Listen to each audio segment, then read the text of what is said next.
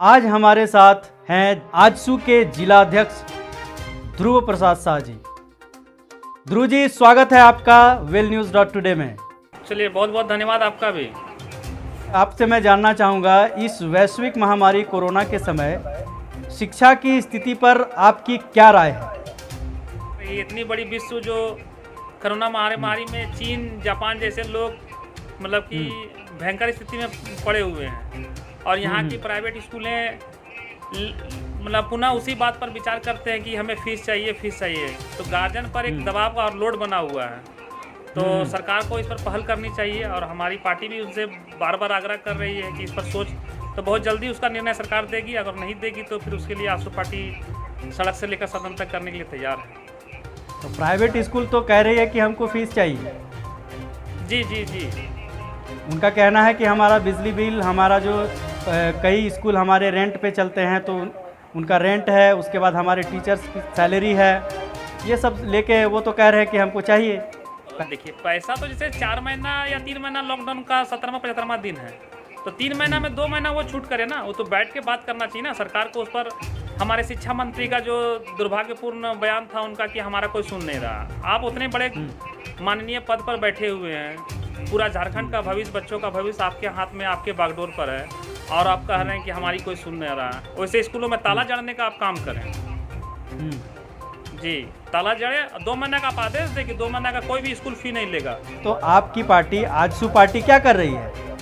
AJSU party इसकी तैयारी कर रही है, क्योंकि देखिए सिर्फ शिक्षा की प्राइवेट स्कूलों की बात नहीं है, सरकारी स्कूल का भी आज जो स्थिति है, जो लोग बच्चे सरकारी स्कूल में पढ़ने वाले हैं 4 महीना 3 महीना से जो घर में बैठे हुए हैं, उसके लिए भी सरकार को पहल करना होगा। जी, सुदेश जी हैं, वो अपने क्षेत्र में क्या कर रहे हैं, किस तरह से काम कर रहे हैं? क्षेत्र में तो वो देखिए, वो तो वहाँ का जो शिक्षा विभाग का पदाधिकारी है, बीडीओ साहब है, उन लोग को बैठक करके वो किताब को घर घर पहुँचाने का वो निर्णय दिया और आदेश दिए हैं, आदेश जारी किए हैं कि हमारे विधानसभा में सरकारी स्कूल का जितने बच्चे हैं उनको सरकार घर घर किताब मुहैया कराएगी। अब पार्टी उस पर पूरा तत्पर है और वो पूरा प्रदेश लेवल पर लागू होगा। ध्रुव जी, प्राइवेट स्कूल और सरकारी स्कूल में आप किस तरह से देख रहे हैं दोनों की व्यवस्था है? कई जगह ऑनलाइन क्लासेस शुरू हो चुके हैं।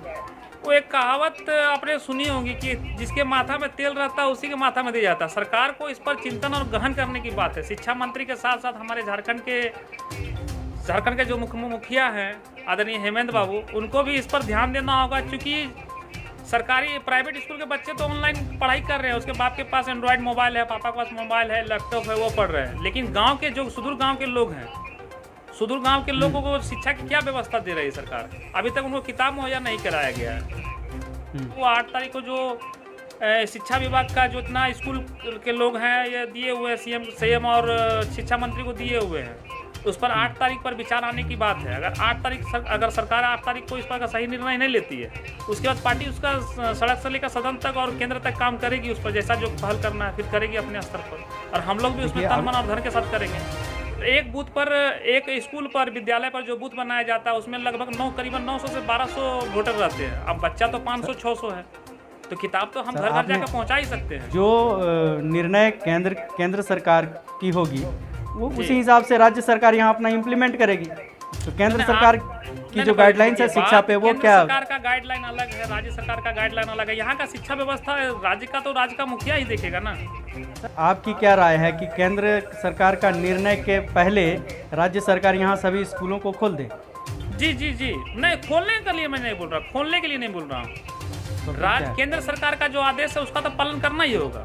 राज्य सरकार को कहना चाहता हूँ वो किताब घर घर मुहैया कराए। सरकारी किताब मुहैया होने से क्या होगा? उनका टीचर्स तो आएंगे नहीं, स्कूल खुलेंगे नहीं, तो वो बच्चा तो कुछ तो सब जो अप टू डेट रहेगा। जहाँ पर कुछ नहीं है वहाँ तो कुछ तो पहल होगा ना। सरकार को तो किताब और बुक मुहैया कराना ही कराना है सरकारी स्कूल में, क्योंकि वो तो सिस्टम बना हुआ है।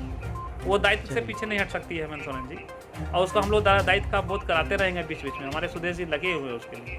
हमारे सिल्ली विधानसभा में आपको बता देना चाहते हैं कि हमारे सिल्ली विधानसभा में घर घर बुक पहुंच चुकी है। आपको आदेश जारी कर दिया गया है, कोई भी बच्चा को, जिस तरह प्राइवेट स्कूल के बच्चे बच्चियाँ हैं उसी तरह हमारे सरकारी स्कूल के बच्चे बच्चियाँ भी। देश का भविष्य हमारा वो भी, क्योंकि सुदेश जी खुद सरकारी स्कूल का प्रोडक्ट है।